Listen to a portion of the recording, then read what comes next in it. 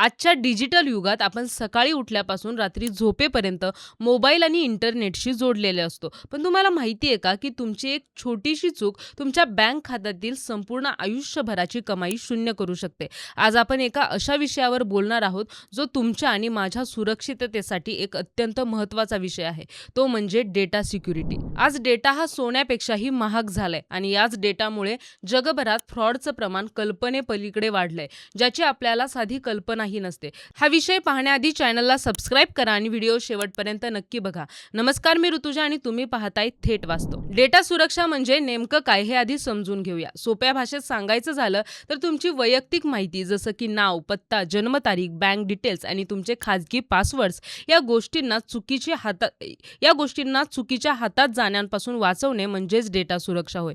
पण दुर्दैवाने आजच्या काळात आपला डेटा सुरक्षित ठेवणं हे एक मोठं आव्हान बनलंय. सायबर गुन्हेगार नवनवीन मार्गांनी तुमच्या माहितीवर डल्ला मारत आहेत आणि तुमच्या आर्थिक व मानसिक संकटात टाकत आहेत, ज्याचे परिणाम खूप गंभीर असू शकतात. सध्या सायबर फ्रॉडचं स्वरूप खूप बदललंय आणि त्यातील सर्वात सामान्य प्रकार म्हणजे फिशिंग. यामध्ये तुम्हाला बँकेच्या नावाखाली किंवा एखाद्या प्रसिद्ध कंपनीच्या नावाखाली बनावट ईमेल्स किंवा मेसेजेस पाठवले जातात.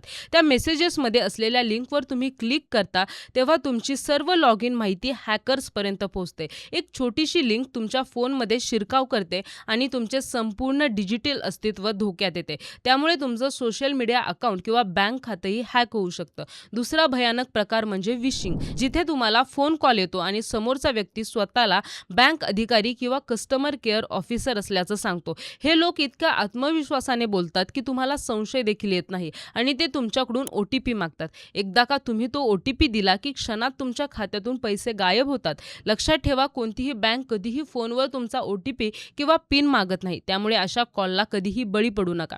सोशल मीडिया फ्रॉडची संख्या ही अलीकडच्या काळात प्रचंड वाढली आहे. तुमचे फेसबुक किंवा इंस्टाग्राम अकाउंट हॅक करून तुमच्या मित्रांना आणि नातेवाईकांना मेसेज पाठवले जातात की मी सध्या मोठ्या संकटात आहे आणि मला तातडीने काही पैशांची गरज आहे. तुमचे जवळचे लोक मदतीच्या भावनेने त्या हॅकर्सला पैसे पाठवतात आणि नंतर समजतं की ते अकाउंट हॅक झालं होतं. अशा प्रकारे गुन्हेगार तुमच्या ओळखीचा आणि तुमच्या नात्यातील विश्वासाचा गैरफायदा घेऊन लूट करत आहेत.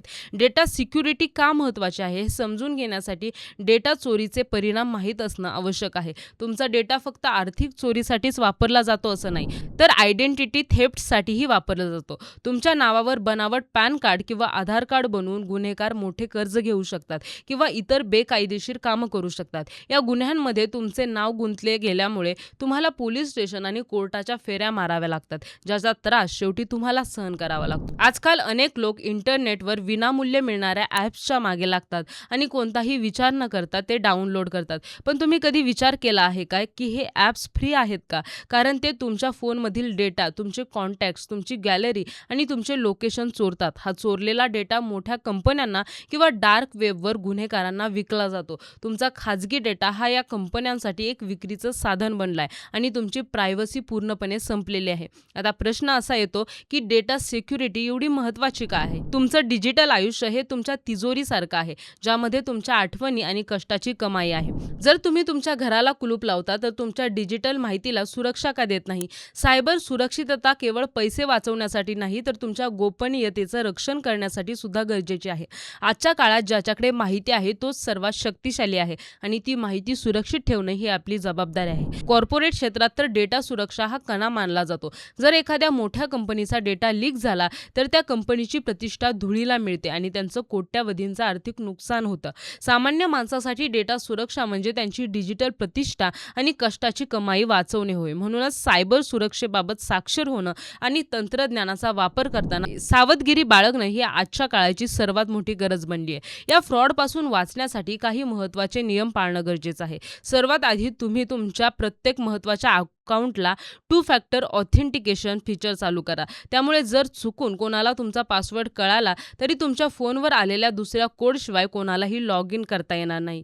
ही सुरक्षिततेची दुसरी भिंत आहे जी तुम्हाला हॅकर्सपासून वाचवते. त्यामुळे आजच्या तुमच्या सर्व सोशल मीडिया आणि बँक अकाउंट्सवर हे फीचर सक्रिय करून घ्या.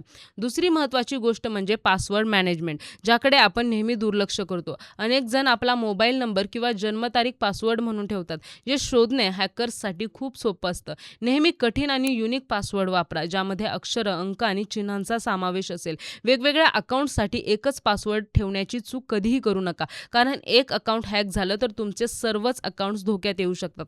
सार्वजनिक ठिकाणी मिळणारे मोफत वायफाय वापरताना नेहमी सावध राहा.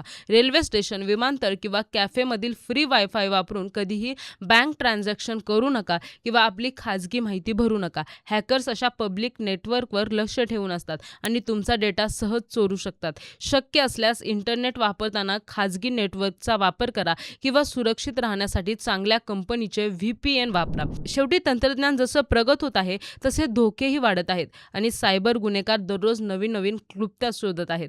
पण जर आपण जागरूक राहिलो आणि थोडा विचार करून इंटरनेटचा वापर केला तर आपण या सायबर गुन्हेगारांपासून स्वतःला सुरक्षित ठेवू शकतो. कोणत्याही अनोळखी लिंकवर क्लिक करू नका, कोणालाही आपला OTP सांगू नका आणि संशयास्पद वाटणाऱ्या ऑफरपासून नेहमी लांब राहा. तुमची सतर्कता हीच तुमची खरी आणि सर्वात मोठी सुरक्षा आहे. जर तुमच्यासोबत किंवा तुमच्या ओळखीच्या कोणासोबत सायबर फ्रॉड झाला तर अजिबात घाबरू नका आणि वेळ वाया घालवू नका.